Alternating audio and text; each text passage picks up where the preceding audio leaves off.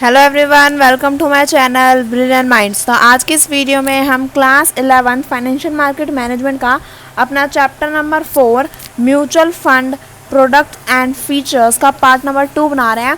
तो जो पार्ट 1 था उसमें मैंने आपको कहाँ तक पढ़ाया था, मैंने आपको मतलब म्यूचुअल फंड होता क्या है, मैंने आपको ये इंट्रोडक्शन दे दिया था, है ना। आज हम क्या करेंगे, अपना 4.2 mutual fund structure in India, यानी कि म्यूचुअल फंड जो है उसका इंडिया में क्या स्ट्रक्चर है वो हम यहाँ पार्ट नंबर 2 में पढ़ेंगे। तो देखो अपना हम विदाउट वेस्टिंग टाइम स्टार्ट करते हैं। तो देखो, mutual fund primarily deal in investors money, therefore a clear structure is laid out to ensure proper governance. Mutual fund in India follow a 3 tier structure, यानी कि जो म्यूचुअल फंड होता है ना, यानी कि हम इंडिया की बात कर रहे हैं स्पेशली, बट जो म्यूचुअल फंड होता है वो क्या करता है, इन्वेस्टर्स के मनी पे डील करता है। क्योंकि म्यूचुअल फंड अपने आप में कोई ऐसी चीज़ नहीं है जिसमें आप इन्वेस्ट म्यूचुअल फंड में ही करते हैं, बट म्यूचुअल फंड इन्वेस्ट किसके पैसों से करता है, इन्वेस्टर्स के पैसे से ही तो करता है ना। आपने जो पैसा दिया म्यूचुअल फंड उसी पैसे को इस्तेमाल करके और सिक्योरिटीज़ में लगाता है। तो म्यूचुअल फंड क्या करता है, जो इन्वेस्टर्स का मनी होता है उसी को आगे उसी से डील करता है। और म्यूचुअल फंड के क्या है, फॉलोइंग मेन 3 टियर्स हैं। मेन 3 क्या, प्रॉपर 3 टियर्स यहाँ पे हैं। पहला दिया है स्पॉन्सर, ट्रस्ट स्पॉन्सर है, ये स्पॉन्सर आप समझ गए, स्पॉन्सर। फिर इसके 3 टियर क्या हो गए, ट्रस्ट, ट्रस्टीज़ कंपनी और एएमसी। ये यहाँ पे हमारे म्यूचुअल फंड के 3 टियर्स होते हैं। तो देखो हम अपना स्टार्ट करते हैं। तो सबसे पहले हमें क्या दिया है, देयर इज़ अ स्पॉन्सर, क्योंकि हमें सबसे पहले स्पॉन्सर के बारे में पढ़ना है। तो यहाँ अगर हम ध्यान दें तो देखो, there is a sponsor first tier, ठीक है, who thinks of starting a mutual fund. The sponsor approached the Security and Exchange Board of India (SEBI), which is the market regulator and also the regulator for mutual funds. यानी कि sponsor क्या होता है, हमारा first tier होता है। यहाँ पे लिख लो बड़ा बड़ा, first tier is equal to sponsor. अब ये क्या करता है, जो स्पॉन्सर होता है वही सोचता है कि हमें क्या करना है, एक म्यूचुअल फंड स्टार्ट करना है। तो म्यूचुअल फंड की शुरुआत कौन करता है, स्पॉन्सर करता है। अब स्पॉन्सर कैसे शुरू करेगा म्यूचुअल फंड को, वो सबसे पहले सेबी को अप्रोच करेगा, है ना। क्योंकि सेबी क्या है, मार्केट रेगुलेटर है, as well as mutual fund को भी रेगुलेट कौन करता है, सेबी करता है। तो जो चीज़ हमें रेगुलेट करती है हमें उसी से तो परमिशन लेनी पड़ेगी ना, कि हम एक नया म्यूचुअल फंड लाना चाहते हैं तो क्या हम ला सकते हैं। तो इससे ऐसा हम करते हैं, सेबी को अप्रोच करते हैं। फिर the mutual fund is govern by the SEBI mutual fund regulation 1996 and such other notification that may be issued by the regulator from time to time. The sponsor should have sound track record and general reputation of fairness and integrity in all his business transaction. Sound record shall mean the sponsor should. अच्छा देखो आगे हमें दे रखा है, but अगर मैं यहाँ तक एक्सप्लेन करूँ तो यहाँ इतने में क्या दिया है, इतने में दिया है कि जो म्यूचुअल फंड है ना, जो म्यूचुअल फंड इंडस्ट्री है वो किसके थ्रू गवर्न की जाती है, वो गवर्न की जाती है सेबी के थ्रू। और कौन से एक्ट के अगर मैं बात करूँ तो the SEBI mutual fund regulation 1996 के तहत क्या जाता है, जो सेबी है वो म्यूचुअल फंड इंडस्ट्री को यहाँ पे गवर्न करती है। और यहाँ पे क्या दिया है कि जो स्पॉन्सर होता है, जो म्यूचुअल फंड को स्टार्ट करने के बारे में सोच रहा है, उसे ना यहाँ पे कुछ साउंड ट्रैक रिकॉर्ड और जनरल रेपुटेशन उसकी होनी चाहिए। यानी कि ऐसा नहीं कोई भी 11 इंसान आएगा और कहेगा कि सेबी को कहेगा कि मैं म्यूचुअल फंड स्टार्ट करना चाहता हूँ और हमारा एक नया म्यूचुअल फंड आ जाएगा मार्केट में, नहीं ऐसा नहीं होता। उसके पास उसका एक प्रॉपर साउंड रिकॉर्ड होना चाहिए, उस म्यूचुअल फंड की, उस इंसान की एक जनरल रेपुटेशन होनी चाहिए जो फेयर हो। ऐसा नहीं कि वो धोखाधड़ी वाली चीज़ हो, नहीं, एकदम फेयर रेपुटेशन होनी चाहिए। और यहाँ पे हमारे कुछ पॉइंट्स हैं, कुछ फैक्टर्स हैं जो हमें फुलफिल करने होते हैं, उसी के बाद हम एक म्यूचुअल फंड स्टार्ट करते हैं। तो वो कौन कौन से पॉइंट है जिनके बेसिस पे हम म्यूचुअल फंड स्टार्ट कर सकते हैं, तो वो हम अपने नेक्स्ट बेस से स्टार्ट करते हैं। तो जैसा हमें सबसे पहला पॉइंट क्या दिया है, be carrying out the business of financial service for not less than 5 years. यानी कि जो इंसान, जो स्पॉन्सर है, अगर वो एक म्यूचुअल फंड स्टार्ट करना चाहता है तो म्यूचुअल फंड स्टार्ट करने से पहले उस इंसान को फाइनेंशियल सर्विस के बारे में 5 साल का एक्सपीरियंस तो होना ही चाहिए। यानी कि ऐसा नहीं कि वो कोई और है जिसे फाइनेंस के बारे में कुछ पता ही नहीं है, कि फाइनेंशियल सर्विस क्या होती है ना, उसे पता ही नहीं है स्टॉक मार्केट, शेयर मार्केट, ये सब क्या है, ना ही उसे कुछ नॉलेज है। ऐसा नहीं होना चाहिए। उसने अपनी लाइफ के 5 साल, है ना, कम से कम 5 साल तो फाइनेंस सर्विस को दिए ही होने चाहिए। यानी कि उसे पता होना चाहिए कि बिजनेस ऑफ फाइनेंशियल सर्विस क्या होता है और किस तरह से हम फाइनेंस की चीज़ों में अपना काम करते हैं। तो उसका 5 साल का एक्सपीरियंस होना चाहिए, कम से कम 5 साल का, है ना। देखो दिया है ना, service for not less than 5 साल 5 ईयर्स, यानी कि 5 साल से कम का टाइम पीरियड नहीं चलेगा, 5 साल या 5 साल से ज़्यादा का टाइम पीरियड चल सकता है। सो आगे दिया है positive net worth in all preceding 5 years, यानी कि अब जो उसकी नेटवर्थ है ना, जो उस इंसान की, वो इन 5 सालों में क्या होनी चाहिए, वो पॉजिटिव होनी चाहिए। यानी कि ऐसा नहीं कि उस इंसान को घाटा आ रहा है, उसकी प्रीसीडिंग 5 ईयर्स की जो नेटवर्थ है, जो उसकी इनकम है, वो क्या होनी चाहिए, पॉजिटिव होनी चाहिए। और आगे क्या दिया है, थर्ड पॉइंट दिया है, the net worth in the immediately preceding financial year is more than the capital contribution in the asset management company. अभी हम असेट मैनेजमेंट कंपनी के बारे में पढ़ेंगे, एएमसी के बारे में, बट अभी मैं ऐसे बता देती हूँ कि जो हमारा जैसे हमने पढ़ा था ना, sponsor trust trustee sponsor trust trustees और एएमसी, तो जो एएमसी कंपनी में जितना भी पैसा हम कंट्रीब्यूट करेंगे, जितना भी पैसा हम लगाएंगे, उससे ज़्यादा हमारी नेटवर्थ होनी चाहिए हमारे प्रीसीडिंग फाइनेंशियल ईयर्स में। यानी कि जो हमारे पिछले बीते टाइम पीरियड है ना, जो पिछला बीता वो हमारा समय है, इसमें जो हमारी नेटवर्थ है वो हमारी एएमसी में लगाए गए पैसे से ज़्यादा होनी चाहिए। ठीक है, आगे अगर देखें हम, यहाँ पे क्या दिया है, फोर्थ पॉइंट हमें दिया है, has profit after depreciation interest and tax in 3 out of the 5 preceding year including the 5th year. यानी कि जो हमारे 5 साल ने जिस टाइम पीरियड की हम बात कर रहे हैं, इसमें से कम हमारे 3 out of and tax in 3 out of 5। अच्छा, तो ये जो हमारे 5 साल है, इनमें से 3 साल में हमें क्या होना चाहिए, जो भी इंसान है, जो स्पॉन्सर है, उसे 3 साल क्या होना चाहिए, प्रॉफिट होना चाहिए आफ्टर डेप्रिसिएशन इंटरेस्ट और टैक्स। यानी कि जैसे कि अगर आपने 100 करोड़ कमाए, उसमें से आपने डेप्रिसिएशन दे दिया, इंटरेस्ट दे दिया और टैक्स दे दिया, उसके बाद भी अगर आपको प्रॉफिट हो रहा है, तो ये जो 5 साल है ना, 5 साल का टाइम पीरियड, इनमें से 3 साल हमें क्या होना चाहिए, प्रॉफिट होना चाहिए। तभी हम क्या कर पाएंगे, अपना एक, अगर ये सारे पॉइंट्स हम फुलफिल करेंगे तो ही हमें क्या मिलेगी, एक परमिशन मिलेगी कि हम स्पॉन्सर जो है वो एक नया म्यूचुअल फंड स्टार्ट कर सकते हैं। So the sponsor has contributed और contributes not less than 40% of the net worth of the assets management company.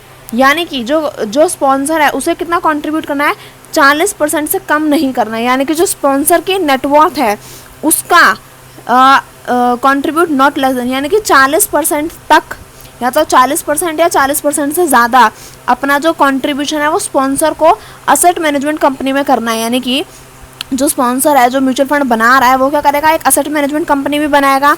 अब ये होती क्या है एसेट मैनेजमेंट कंपनी, वो हम आगे पढ़ेंगे, बट अभी आप समझ लो कि जो स्पॉन्सर होता है वो एक असेट मैनेजमेंट कंपनी बनाता है। तो अगर वो एक असेट मैनेजमेंट कंपनी बनाएगा तो उसमें क्या लगेगा, पैसा लगेगा।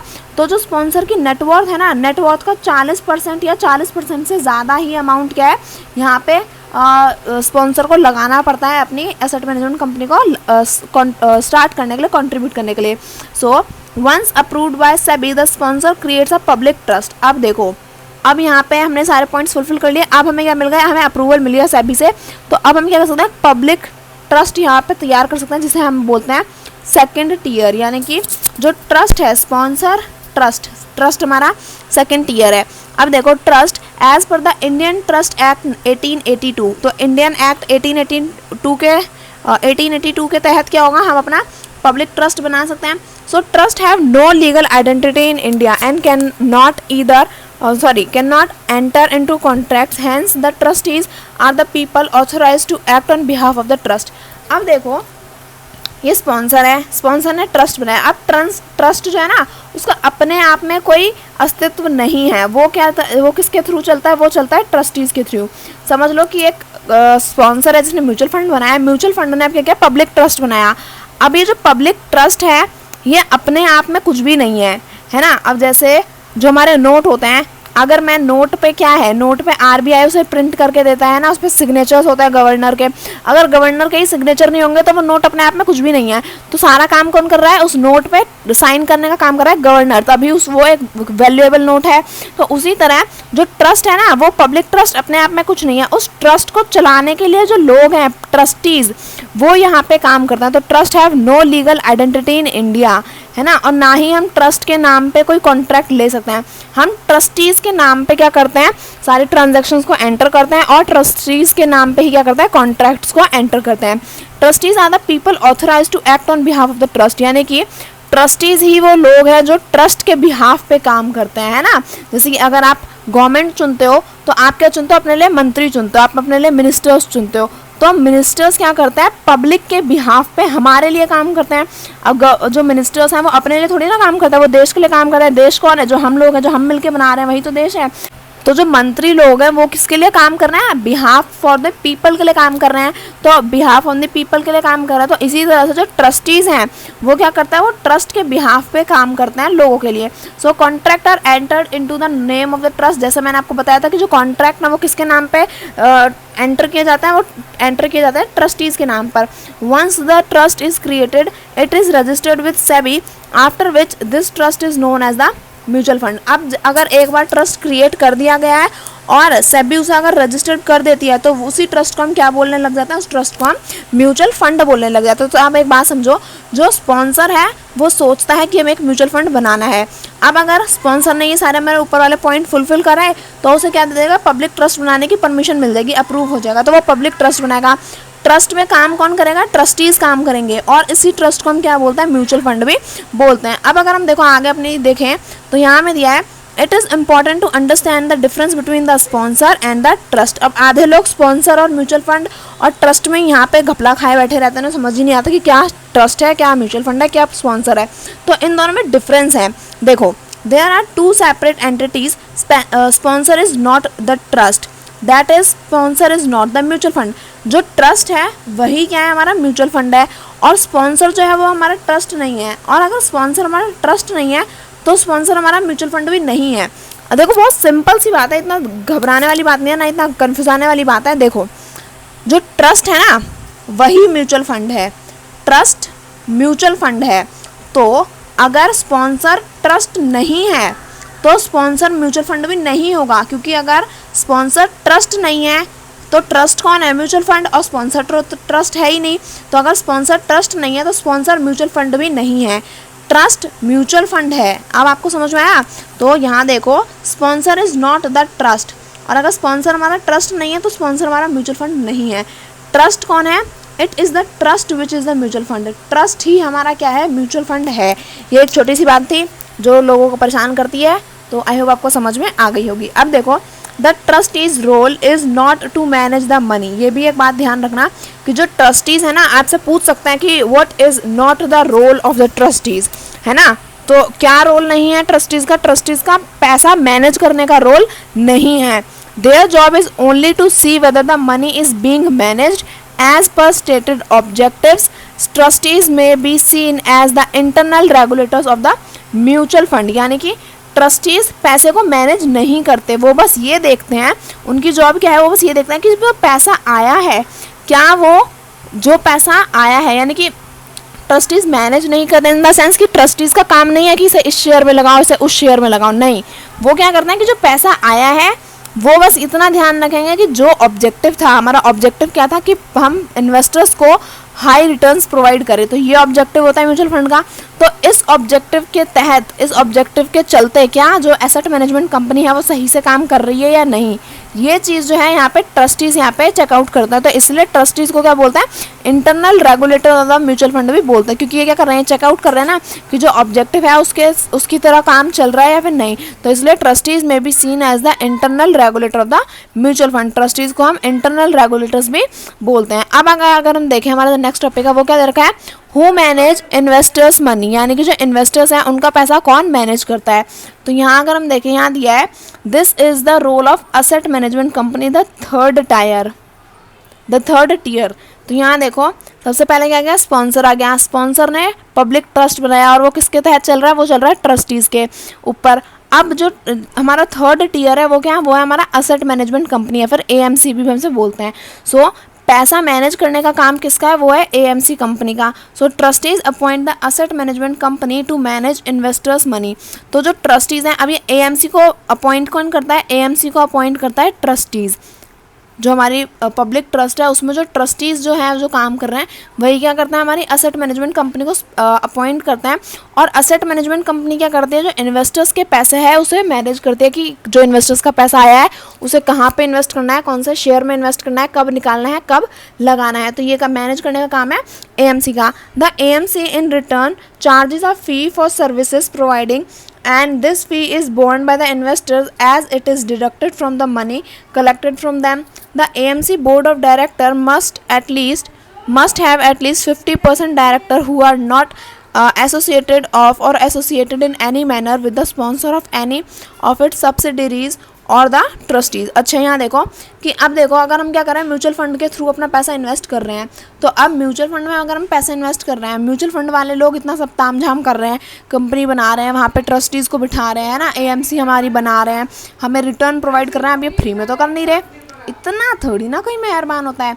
वो अगर कर रहे हैं ये सब तो वो क्या चाहते हैं, एएमसी इन रिटर्न हमसे क्या करती है, एक फ़ी चार्ज करती है, यानी कि एक फ़ीस होती है जो हमें एएमसी को पे करनी होती है। अब जैसे अगर आपने 10,000 रुपये दिए म्यूचुअल फंड में इन्वेस्ट करने के लिए, तो अब उस 10,000 आपने दे दिए, अब जो एएमसी कंपनी है वो क्या करेगी, अब आपसे फ़ीस को चार्ज करेगी कि अगर मैं आपका पैसा इन्वेस्ट कर रही हूँ तो आप मेरे को जब रिटर्न मिलेगा तो आप मेरे को एक पर्टिकुलर अमाउंट की फ़ीस जो है वो आप मुझे दोगे। जैसे जब ट्यूशन टीचर हमें पढ़ाता है तो फ्री में थोड़ी ना पढ़ाता है, वो क्या करता है, मैं फ़ीस चार्ज करूँगा। तो उसी तरह अगर जो म्यूचुअल फंड है अगर आपको रिटर्न प्रोवाइड कर रहा है तो उसके बदले एएमसी कंपनी क्या करती है, आपसे फ़ीस को चार्ज करती है, और ये जो है ये इन्वेस्टर्स की जेब में से जाता है। यानी कि अगर आपने 10,000 रुपये दिए तो ऐसा नहीं कि 10,000 में से ही देख लेंगे, चलो 10,000 दिए हैं, चलो इसी में से काटा पीटी कर लेते हैं, फीस इसी में से निकाल लेंगे, नहीं, 10,000 आपने इन्वेस्ट करने के लिए दिए हैं, बाकी फ़ीस आप अपनी जेब से दोगे। अब अगर हम देखें यहाँ क्या दिया है, देखो the AMC board of director must have at least 50% directors, यानी कि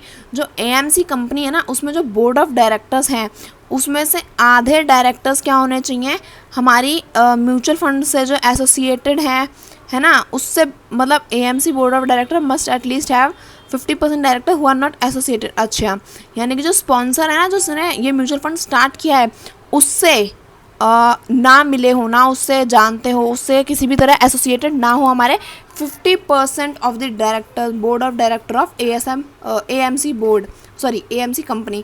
यानी कि जो स्पॉन्सर है जिसने भी ये म्यूचुअल फंड स्टार्ट किया है तो उसके जान पहचान में बहुत सारे लोग होंगे। अब ऐसा नहीं कि हम उन्हीं लोगों को बिठा के एएमसी के बोर्ड ऑफ डायरेक्टर बना देंगे, नहीं, बोर्ड ऑफ डायरेक्टर में से 50% क्या होने चाहिए, हमारे जो स्पॉन्सर हैं उससे जान पहचान वाले होने ही नहीं चाहिए, उसे जानते ही ना हो, उससे किसी भी तरीके से क्या हो, एसोसिएटेड ना हो। अब ऐसा क्यों ना हो, ऐसा मैं इसलिए कह रही हूँ क्योंकि अगर हमारे स्पॉन्सर क्या है, जिसने म्यूचुअल फंड स्टार्ट किया है, तो जो म्यूचुअल फंड स्टार्ट करेगा वो ये चाहेगा ना कि उससे ज़्यादा प्रॉफिट हो। अगर ऐसा होगा तो फिर तो हम इन्वेस्टर्स का पैसा अपनी तरह अपने फ़ायदे के लिए यूज़ करेंगे, बट ऐसा नहीं, हमें क्या करना है, इन्वेस्टर्स का बेनिफिट देखना है। इसीलिए अगर हम स्पॉन्सर के ही हिसाब से अपने बोर्ड ऑफ डायरेक्टर्स को बिठा देंगे तो स्पॉन्सर अपना फ़ायदा देखेगा, ना कि इन्वेस्टर्स का फ़ायदा। तो इसलिए यहाँ पे क्या होता है कि आधे बोर्ड ऑफ डायरेक्टर क्या होते हैं, हमारे स्पॉन्सर से एसोसिएटेड ही नहीं होते, स्पॉन्सर से मिले भगत नहीं होती है उनकी। तो आई होप आपको ये समझ में आया होगा। अब देखो यहाँ क्या दिया है, the AMC has to be approved by SEBI, यानी कि जो एएमसी है उसे क्या होना पड़ता है, सेबी से अप्रूव्ड करना पड़ता है खुद को। ऐसा नहीं कि ऐसे ही बस मुंह उठा के कोई भी एक कंपनी हमने खोल दी, उसे क्या करना पड़ता है, खुद को अप्रूव करवाना पड़ता है एएमसी से। आगे में दिया है the AMC function under the supervision of its board of director and also under the direction of the trustees and SEBI. अब एएमसी जो है वो किस किस के अंडर में काम करती है, वो काम करती है बोर्ड ऑफ डायरेक्टर्स के अंडर में, डायरेक्टर्स ऑफ द ट्रस्टीज़ के अंदर में और सेबी के अंडर में। इन तीन लोगों के अंदर क्या करती है, सेबी अपने फंक्शंस को परफॉर्म करती है। आगे दिया है it is the AMC which in the name of trust floats and manage schemes by buying and selling securities. In order to do this, the AMC need to follow all rules and regulation prescribed by SEBI and as per the investment management agreement it signed with the trustees। यानी कि जो AMC है वो क्या कर रही है, the AMC is the AMC which in the name of the trust flows। अच्छा देखो AMC क्या करती है, असेट मैनेजमेंट कंपनी हमारे इन्वेस्टर्स के पैसे को मैनेज करती है, तो कब हमें अपने बाय करने हैं और कब अपनी सिक्योरिटीज़ को हमें सेल करना है, क्योंकि अब हमने कंपनी हमें क्या चाहती है, कंपनी हमें रिटर्न बना के देगी। आपने अपने 2 साल के लिए पैसे म्यूचुअल फंड में लगा दिए, अब कंपनी क्या करेगी, आपके पैसों को 2 साल तक कहीं उसमें सिक्योरिटीज़ बेचेगी, कहीं खरीदेगी, कहीं डील करेगी, कभी अपने पास रख के रखेगी, है ना। तो इस तरह से कंपनी जो है एएमसी वो आपके पैसे के संग मैनेज करती है। और इस सब को करने के लिए अब ऐसा नहीं कि मुंह उठा के आपका पैसा एएमसी कहीं भी लगाएगी और कहीं भी से भी निकाल लेगी, नहीं, एएमसी को क्या करना पड़ता है, कुछ रूल्स और रेगुलेशंस हैं जो सेबी ने क्या कर रखे हैं, प्रिस्क्राइब कर रखे हैं। और सेबी के जो रूल्स एंड रेगुलेशन है और इन्वेस्टमेंट मैनेजमेंट एग्रीमेंट जो हम ट्रस्टीज साइन करते हैं ना, जो हमारी ट्रस्टीज़ हैं जो साइन करेंगे इन्वेस्टमेंट मैनेजमेंट एग्रीमेंट को, इन दोनों के तहत यानी कि सेबी के रूल्स एंड रेगुलेशन के तहत और एग्रीमेंट इन्वेस्टमेंट मैनेजमेंट एग्रीमेंट के तहत जो रूल्स एंड रेगुलेशंस हैं एएमसी उन्हें फॉलो करती है और उसी के बाद क्या करती है, हमारे पैसे को मैनेज करती है। अब अगर हम आगे देखें, हमें क्या दिया है, whenever the fund intend to launch a new scheme, the AMC has to submit a draft offer document to SEBI। यानी कि अब जो हमारा म्यूचुअल फंड है, अगर वो क्या कर रहा है, एक नई स्कीम को लॉन्च कर रहा है इन मार्केट, तो क्या करना पड़ेगा, जो AMC एसेट मैनेजमेंट कंपनी है वो अपना एक ड्राफ्ट ऑफर डॉक्यूमेंट जो है वो SEBI को सबमिट करती है। जैसा कि हमें पता है, ड्राफ्ट ऑफर डॉक्यूमेंट में हमारी जो भी स्कीम्स आती हैं, जो भी हम नया मॉडल बोल रही मैं, जो भी हम नया अपना स्कीम स्टार्ट करने वाले हैं ना, उससे रिलेटेड जितनी भी इंफॉर्मेशन है, फॉर एग्जांपल उसमें कितना रिस्क है, कितना रिटर्न है, क्या इन्वेस्टमेंट है, और इसके क्या प्रॉफिट्स होने वाले हैं, क्या बेनिफिट्स होने वाले हैं इस स्कीम के, है ना, और हम क्यों ला रहे हैं इस स्कीम को मार्केट में, तो ये सारी जो चीज़ें ये हमारी किस में होती हैं, ऑफर डॉक्यूमेंट। अब अगर हम देखें तो यहाँ आगे क्या दिया है कि अब ऐसे ही अगर फंड क्या कर रहा है, नई स्कीम को लॉन्च कर रहा है, तो ऐसे ही AMC को भी अपना ड्राफ्ट ऑफर डॉक्यूमेंट यहाँ पे शो करना पड़ेगा, SEBI को सबमिट करना पड़ेगा। आगे दिया है, this draft offer document after getting SEBI approval becomes the offer document of the scheme. यानी कि अब देखो, मैंने जैसे कि आपको बता रखा है पहले कि अगर जैसे कि आप इंस्टाग्राम पे रील्स बनाते हो, अभी आपने क्या रख रखा है, अपनी रील्स को ड्राफ्ट में रख रखा है, यानी कि अभी वो आपके पास है, सिर्फ आप चेकआउट करते हो, आपको अच्छी लगी, आपको सही लगा कि सब कुछ सही है, तो आप क्या कर दोगे, पोस्ट कर दोगे। तो इसी तरह सबसे पहले क्या करेंगे, हम ड्राफ्ट ऑफ डॉक्यूमेंट को SEBI को देंगे। अगर SEBI उसे अप्रूव कर देता है, तो SEBI ने अप्रूव कर दिया, तो मतलब आप क्या कर सकते हो, उसे मार्केट में उस ड्राफ्ट ऑफ डॉक्यूमेंट को ला सकते हो, और फिर वो ड्राफ्ट ऑफ डॉक्यूमेंट हमारा ऑफर डॉक्यूमेंट बन जाता है। तो आई होप आपको ये समझ में आएगा। आगे अगर देखें तो दिया है the draft offer document OD भी बोलते हैं ड्राफ्ट ऑफर डॉक्यूमेंट को। So draft offer document is a legal document and investor rely upon the information provided in the OD for investing in mutual fund schemes. यानी कि जो draft offer document है वो क्या है, वो हमारा एक लीगल डॉक्यूमेंट। अब ऐसा नहीं कि हम ड्राफ्ट ऑफ डॉक्यूमेंट पढ़ रहे हैं बट इसका कोई मतलब नहीं है, नहीं, ये एक लीगल डॉक्यूमेंट है। अगर इसमें जो भी इन्फॉर्मेशन लिखी है वो एकदम सही लिखी है। क्यों? क्योंकि पहले तो इसे कंपनी वालों ने बनाया है तो वो गलत सलत लिखेंगे नहीं, और ऊपर से इसे SEBI ने भी अप्रूव कर दिया, यानी कि SEBI ने पहले चेकआउट किया होगा तभी तो अप्रूव किया है ना। तो इसलिए क्या है, एक लीगल डॉक्यूमेंट है, एकदम सही डॉक्यूमेंट है। जो भी इसमें चीज़ें लिखी हैं वो सही ही होंगी और सच ही होंगी, है ना। तो अब जो इन्वेस्टर्स है वो इस पर रिलाई कर सकता है, यानी कि इस पर विश्वास कर सकता है, और जो भी इसमें इन्फॉर्मेशन प्रोवाइड की गई है OD में, तो वही क्या है, वही हमारे इन्वेस्टिंग जो भी हमारा म्यूचुअल फंड स्कीम है उससे रिलेटेड सारी इन्फॉर्मेशन हमें जो प्रोवाइड करी गई है वो काफ़ी लीगल है और एकदम सही है। आगे अगर हम देखें द कंप्लायंस, अब जो हमारा नेक्स्ट पेज है उसे हम स्टार्ट करते हैं। Officer has to sign the due diligence certificate in the OD. This certificate says that all information provided inside the OD is true and correct. This ensures that there is accountability and somebody is responsible for the OD. In case there is no compliance officer, then senior executives like CEO, chairman of the AMC has to sign due diligence certificate. The certificate ensures that the AMC takes responsibility of the OD and its content. यानी कि अब जैसे कि हमें पता चल गया कि हाँ हमारे ऑफर डॉक्यूमेंट में बहुत सारी चीज़ें लिखी हुई हैं, ये इन्वेस्टमेंट में क्या है, रिस्क क्या है, रिटर्न क्या है, ये सारी चीज़ें हमें बता दी हैं, बट इसका क्या भरोसा, कौन हमें ये विश्वास दिलाएगा कि ये सही है और इसमें कुछ भी गलती नहीं है, हम रिस्पॉन्सिबिलिटी लेते हैं, हम ये जिम्मेदारी लेते हैं कि इसमें जो भी लिखा है सब सही है।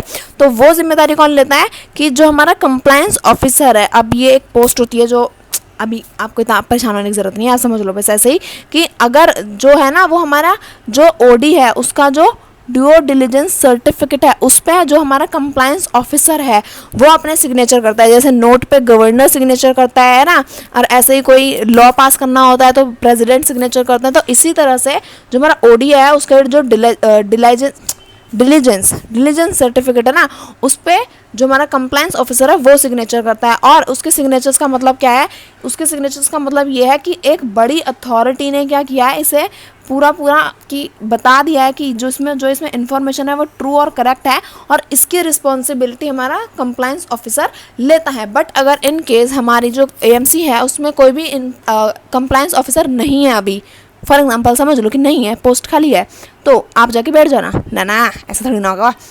देखो क्या होगा कि सोचो अगर पोस्ट नहीं है, आप यहाँ पे कंप्लायंस ऑफिसर नहीं है, तो क्या होगा, जो हमारी कंपनी है ना, जो AMC है उसके जो एग्जीक्यूटिव्स हैं, जैसे कि CEO हो गए कंपनी के, चेयरमैन हो गए कंपनी के, वो क्या करेंगे, हमारे डिलीजेंस सर्टिफिकेट पे साइन कर देंगे। और इन्हें हम क्या मान लेंगे, फिर हम मान लेंगे कि जो AMC, क्योंकि अब साइन हो गए हैं ना, एक बड़ी एग्जीक्यूटिव सीनियर एग्जीक्यूटिव्स ने साइन कर दिए हैं, तो हम क्या मान सकते हैं, तो हम इंश्योर कर सकते हैं कि जो AMC क्या कर रही है, वो रिस्पॉन्सिबिलिटी ले रही है कि जो भी OD में ऑफर डॉक्यूमेंट में कंटेंट है वो क्या है, ट्रू और करेक्ट है तो आप ओडी पे विश्वास कर सकते हैं। अब हमें दिया है वो who is a custodian, who is a custodian. चलो पता करते हैं कि ये कस्टोडियन है कौन, कौन से खेत की मूली है रे बबुआ, अभी पता करते हैं। तो देखो यहाँ अगर हम देखें, ओके देखो क्या दिया है, the asset of the fund, the assets of the mutual fund, the assets of the mutual fund schemes are held by the custodian.